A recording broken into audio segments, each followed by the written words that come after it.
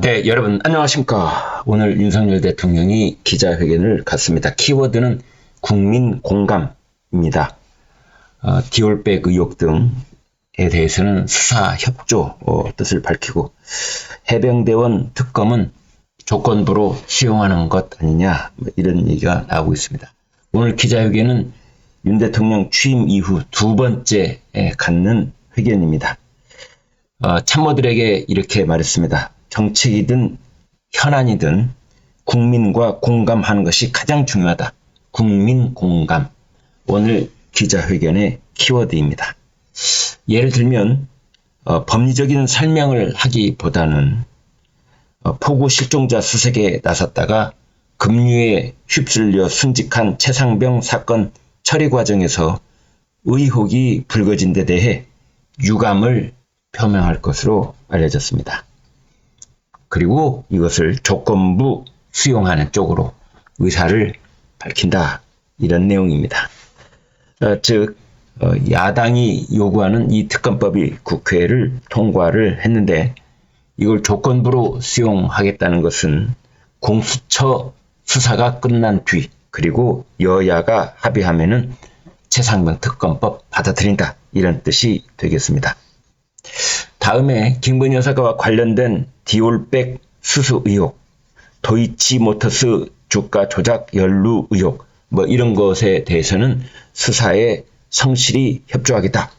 이제 이런 뜻을 밝혔습니다. 윤석열 대통령은 어떤 의구심도 사지 않겠다라는 생각이라고 합니다. 아무튼 이번 기자회견을 통해서 윤석열 대통령은 대통령이 아니라 소통령, 크다 작다 이런 뜻이 아니고요. 대통령이란 말 대신에 국민과 늘 24시간 360일 소통하는 소통령, 그것도 용산에 있는 소통령, 그래서 용산 소통령, 네, 이런 제목을 이렇게 한번 붙여봤습니다.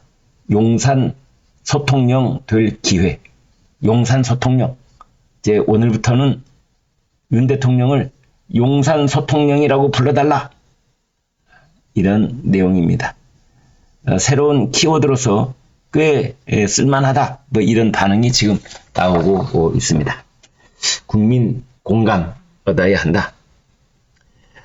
용산 대통령실 내부에 자기 목소리를 낼 사람을 기용을 하고 그 사람을 대통령 가까이 두어야 되는 것 아니냐 이런 얘기도 나오고 있습니다. 10시부터 윤 대통령은 이제 그 위에 있는 집무실에서 20분 정도 대국민 메시지를 내고 이때 저출산 대책이라든지 지난 2년간 국정 성과라든지 또 남은 3년간 국정 운영 청사진을 제시를 합니다. 이제 그리고 1층에 있는 브리핑룸 기자회견장으로 이동을 해서 1시간가량 기자들과 질문을 주고받습니다. 기자회견은 1년 9개월 만이다. 이렇게 보면 되겠습니다. 아무튼 최상병 특검법, 그리고 김건희 여사 명품백 의혹, 그리고 제2부속실 설치, 이런 민감한 현안에 대해서 윤 대통령이 어떤 입장을 내놓을지 이목이 집중되어 있습니다. 아무튼 중요한 것은 윤 대통령이 변화의 의지를 보여줄 수 있는 중요한 시금석이 될 것이다 라는 점이지요.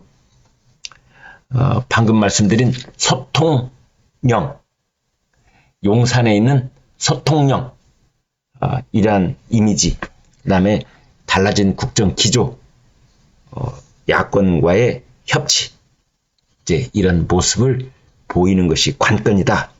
이런 얘기입니다. 다시 실망감을 준다면 국민이 마음을 닫아버릴 수도 있는 것 아니냐. 이런 얘기도 나오고 있습니다.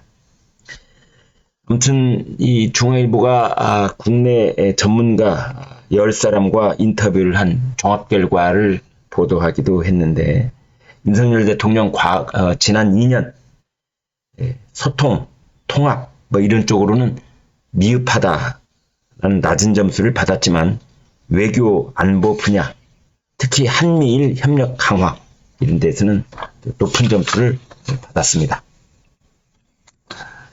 또 윤석열 대통령이 오늘부터 이제 입원을 한다는 이재명 더불어민주당 대표에게 안부 전화를 했습니다. 영수회담 9일 만에 처음으로 핫라인. 윤 대통령이 이재명 대표한테 직접 전화를 하면 바로 전화를 주고받는, 중간에도 중간다리 없는 그런 전화를 주고받았다. 이런 보도가 나와 있습니다. 그런가 하면 경향신문은 윤 정부 2기 국정쇄신 시민 컨설팅 보고서라는 기획기사를 통해서 민심에 다가가려면 과오를 인정해야 되는 것 아니냐, 이런 또 제목을 붙이기도 했네요. 네. 시민들 눈에 비친 지난 2년간 윤 대통령의 이미지는 독불장군, 일방적 등 이 불통의 이미지로 모아진 것 아니냐, 이런 겁니다.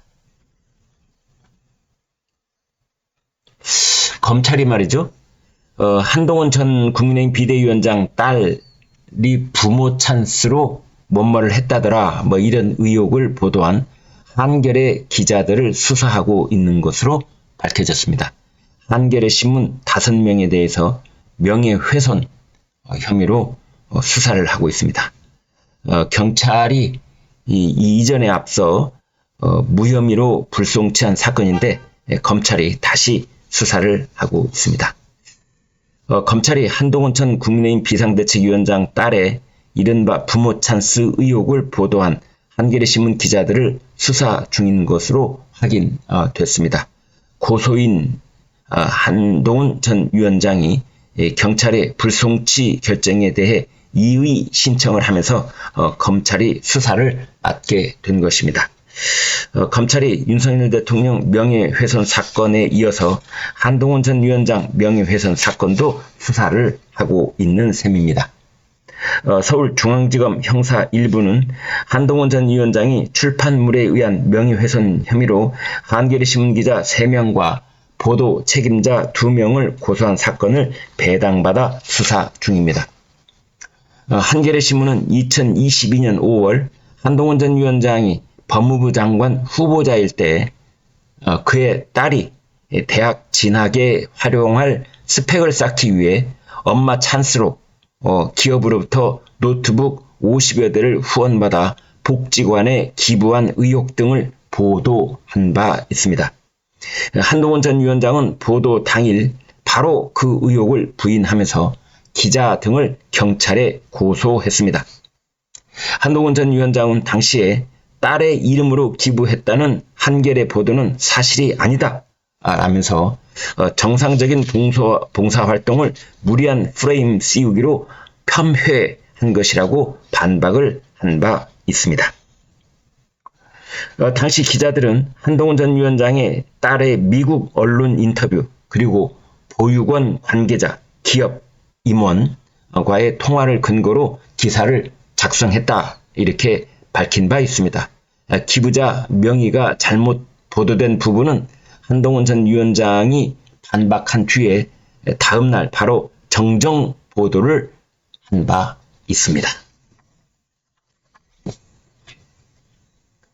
네, 정부가 지금의 의료 공백 사태에 대처하기 위해서 외국 면허를 소지한 의사에게 진료를 허용하겠다는 초강수를 들고 나왔습니다. 지금처럼 의료 경보가 심각할 때 허용하겠다는 겁니다. 정부의 입법 예고에 따르면 이르면 5월 말 시행에 들어갈 것으로 보입니다. 의료계에서는 후진국 의사들이 들어올 가능성이 있다, 이렇게 반발하고 있습니다. 정부가 전공의들의 집단 사직에 따른 의료 공백 대책으로 외국 의사 면허자에게도 환자 진료를 허용하기로 했습니다. 보건복지부는 외국 의료인의 국내 의료 행위 승인을 확대할 수 있도록 중앙재난안전대책본부에 지난 4월 19일 보고를 한 바 있고 논의를 이미 거쳤습니다. 관계부처 협의가 남아 있는데요. 지금 의료법 시행 규칙 개정을 추진하고 있다. 이렇게 밝혔습니다. 외국 의료인 면허를 가진 자가 복지부 장관의 승인을 받아 의료 서비스를 제공할 수 있도록 해서 국민의 건강과 생명을 보호하려는 것이라고 배경을 밝혔습니다. 현재는 외국과의 교육 또는 기술 협력에 따른 교환교수의 업무, 교육 연구 사업을 위한 업무, 국제의료봉사단의 의료봉사 업무 등에 한해서 승인을 하고 있습니다. 개정 시행 규칙은 이르면 이달 말, 즉 5월 말에 시행할 계획입니다. 복지부는 이에 앞서 전공의들이 정부의 의대 증원에 반발해 집단 사직을 하자 위기 경보 단계를 기존 경계에서 심각으로 조정한 바 있습니다. 지난 2월에 있었던 일입니다. 이와 관련된 위기 경보는 상황 심각성을 종합적으로 고려해 관심, 주의, 경계, 심각 이렇게 4단계 순서로 높아집니다. 이어서 부산대에서 의과대학 증원을 위한 학칙 개정이 부결된 바 있는데 제주대와 강원대에서도 학칙 개정이 무산이 됐습니다. 따라서 의대 증원의 새 변수로 떠오르고 있습니다. 교육부가 시정명령 가능하다 이렇게 압박을 하고 있는데도 대학 20곳은 아직 학칙 개정을 완료하지 못했습니다. 부산대, 제주대, 강원대 이런 곳에서 의과 대학 증원을 위한 학칙 개정이 무산 또는 부결되면서 정부의 의대 증원 정책의 새로운 변수로 떠올랐습니다. 학칙을 개정 중인 대학이 20곳에 이르는 데다가 제주대, 강원대 등이 추가로 부결하거나 안건 상정을 철회하는 등 갈수록 개정 가능성이 불확실해지고 있습니다. 이를 두고 교육부는 대학의 학칙 개정 무산 시 시정명령 등을 통해 의대 증원을 계획대로 추진하겠다 이렇게 밝히고 있습니다.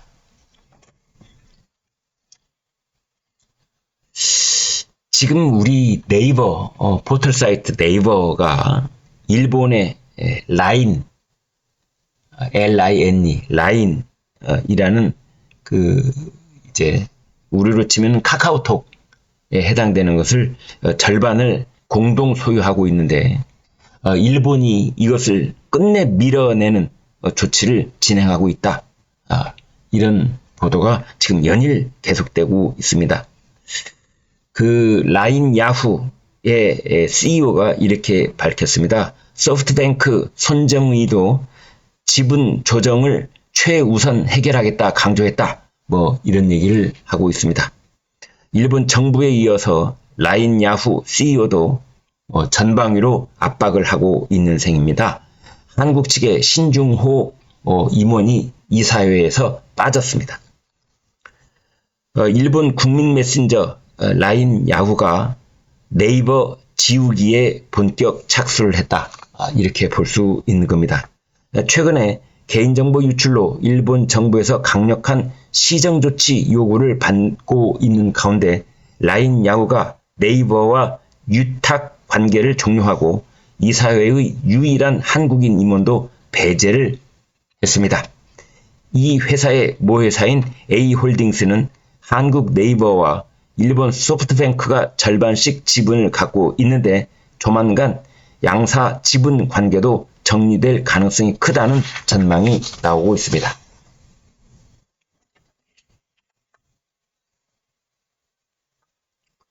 지금 한국에서 이른바 이제 우리가 물건을 구입할 때 지금 3대 세력이 소비자들을 분점하고 있다 이렇게 볼 수가 있는데요. 국내에는 쿠팡이 있고 중국 쪽에서는 테무, 그 다음에 알리. 여러분 이런 말 이미 들어보셨을 겁니다. 그래서 중국 쪽의 이커머스 그쪽에 이제 이런 테무나 알리 이쪽을 차이나의 C자를 붙여서 C-커머스라고 하는데요. 그 공습이 거셌던 모양입니다. 쿠팡이 7분기 만에 적자를 기록했습니다. 1분기 매출 쿠팡이 9조 원을 넘겼지만 수익성은 악화가 됐고 흑자 행진이 끝났습니다. 그래서 쿠팡의 김범석 의장이 국산 제품 비중을 확대하겠다 이런 대책을 내놓기도 했습니다. 2022년 3분기 흑자 전환 이후 승승장구하던 쿠팡이 2024년 올해 1분기 실적이 악화됐습니다. 영업이익이 전년 동기와 비교해 절반 이상 줄어들었고 당기 순이익은 7개 분기 만에 적자로 돌아섰습니다. 알리익스프레스, 테무 같은 중국 전자상거래 C-커머스 업체가 초저가를 내세워 한국 온라인 유통시장을 본격 공략한 지 불과 1년여 만에 쿠팡 유기설이 숫자로 드러나고 있는 것입니다. 김범석 쿠팡 의장은 한국산 제품 취급액을 작년보다 5조 원 많은 22조 원으로 늘려서 중국산과 차별화한 품질, 이제 품질로 승부하겠다. 가격 경쟁력, 속도전, 이런 것도 물론 중요하지만 그와 아울러서 차별화한 품질로 이른바 C-커머스, 알리, 테무 이런 공세에 대응하겠다라는 계획을 밝혔습니다. 지난해 쿠팡의 상품 매출 규모가 30조 원인 것을 감안하면 한국산 제품 비중이 올해 약 70%까지 커질 전망이다. 이런 얘기가 나오고 있습니다. 어제 저녁에 제가 정기적으로 만나는 지인들의 모임이 있는데 9명이 만났습니다. 그 자리에서도 화제의 중심은 이른바 데이트 살인, 교제 살인. 엊그제 서울 강남 한복판에서 서울 연세대 의과대학 학생이 이별을 통보한 여자친구를 칼로 찔러서 살해하는 사건이 벌어졌지 않습니까? 이제 그 사건의 심각성에 관한 얘기가 계속됐습니다. 데이트 폭력이 3년 사이 57%나 늘어나고 있지만 그 피해를 막을 법적 장치가 없다. 이런 기사가 또 오늘 쏟아져 나오고 있습니다. 올해 1분기 만에 이 데이트 폭력이 1만 9천 건 정도가 접수가 됐다고 합니다. 그런데 피해자와 가해자를 분리해야 하는 그런 법안도 전무한 상태에 있고 21대 국회에서도 이와 관련된 법이 3차례나 무산되거나 뭉개졌다고 합니다. 여친 살해한 이번 사건의 그 의대생 범인은 계획범죄를 준비했던 것으로 그렇게 알려져 있습니다. 서울 강남 한복판에서 명문대 의대생이 이별을 통보한 여자친구를 살해한 사건이 벌어지면서 연인 간 발생하는 교제폭력의 심각성이 다시 수면 위로 떠올랐다. 교제폭력은 연인 사이에서 일어나는 신체적, 정신적, 성적 공격 행위를 포괄하는 용어다. 이번 사건도 교제폭력에서 살인으로 이어졌을 가능성이 있는 만큼 교제폭력 피해자를 보호할 수 있는 제도적 장치가 마련돼야 한다라는 지적이 나오고 있다. 큰 사건이 일어날 때마다 지적은 반복되고 있는데 특단의 대책은 마련되지 있지 못하다. 이런 지적이 아울러 있습니다. 지금 이제 최상병 특검법 이제 국회를 통과하고 대통령이 거부권 행사를 어떻게 할지 이게 초미의 관심으로 모아지고 있는 가운데 지금 이 최상병 특검법이 다루게 될 수사 대상 중에 핵심 부분이 용산 대통령실에 있는 공직기강 비서관 이시원 그리고 국방부 법무관리관 유재은 이 두 사람 사이에 도대체 어떤 일이 있었는가라는 점인데요. 이제 이런 보도가 오늘 아침에 나왔습니다. 이시원이 최상병 사건 이첩 보고서를 회수한 날 국방부가 용산 대통령실의 이시원이 국방부 유재은에게 보고서를 달라 이렇게 요구를 했다. 이제 이것은 용산 대통령실이 이 수사보고서 이첩 과정에 깊숙하게 관여한 것이 아니냐라는 정황 증거라는 이제 보도가 나오고 있는 겁니다. 용산 대통령실의 이시원이 최상병 보고서 회수하는 날 국방부 유재은에게 보고서를 요구했다. 왜? 국방부가 회수를 했으니까. 이제 이런 내용의 보도입니다. 그래서 대통령실의 관여 그 정황을 보여주는 내용이 점점 짙어지고 있다. 이제 이런 겁니다. 국방부 법무관리관 유재은이 이시원 공직기강 비서관과 통화 내용을 진술을 했다고 합니다. 군 사법정책 관련 대화를 나눴을 뿐이다 라고 주장을 하긴 했지만 당시 현안이었던 최상병 보고서로 읽히고 있다. 법적 대응책 내용도 포함될 가능성이 있다. 최상병 순직 사건 수사 외압 의혹의 핵심 인물인 유재은 국방부 법무관리관이 최상병 사건 기록 회수 당시 이시원 대통령실 공직기강 비서관과 통화 내용에 대해 군 사망사건 처리 방향에 대한 보고서 요구였다고 진술한 것으로 확인됐다는 보도입니다. 군 사망사건 수사권을 민간 경찰로 넘긴 뒤 처음으로 사건 기록이 군 경찰에서 민간 경찰로 넘어갔다가 되돌아왔는데 이런 사태를 교통 정리하는데 대통령실이 적극 나선 정황으로 보인다라는 내용입니다.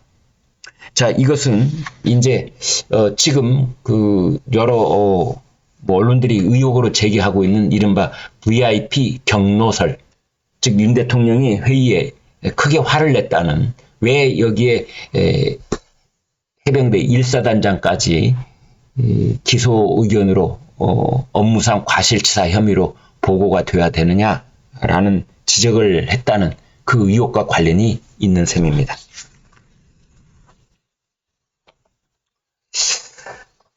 어제 말이죠. 더불어민주당하고 조국혁신당이 국회에서 검찰개혁 토론회를 열었는데 검수완박 드라이브를 걸겠다. 22대 국회가 열면 수사와 기소를 분리하는 그러한 검수완박, 이것을 마무리 짓는 드라이브를 걸겠다. 이런 얘기를 하고 있습니다. 이재명 민주당 대표도 어제 최고위원 회의에서 검사들의 행패가 아주 만연해 있다. 검사인지 깡패인지 알 수가 없다. 뭐 이런 발언을 또 했다고 합니다. 그 내용을 보면은 민주당하고 조국혁신당이 검수완박 시즌2 연대에 나선 것 아니냐. 그래서 심지어 개헌을 해서 검찰의 수사 또는 기소, 독점권, 영장 청구권을 삭제하는 그런 방안을 추진키로 했다라는 얘기까지 나오고 있습니다. 그래서 지금 검찰청인데 검찰의 수사권과 기소권을 분리를 해서 수사는 따로 하고 검찰은 기소만 하는 뭐 이런 이제 그런 분리에 관한 얘기가 지금 나오고 있다. 이렇게 보면 되겠습니다. 네, 여러분 고맙습니다.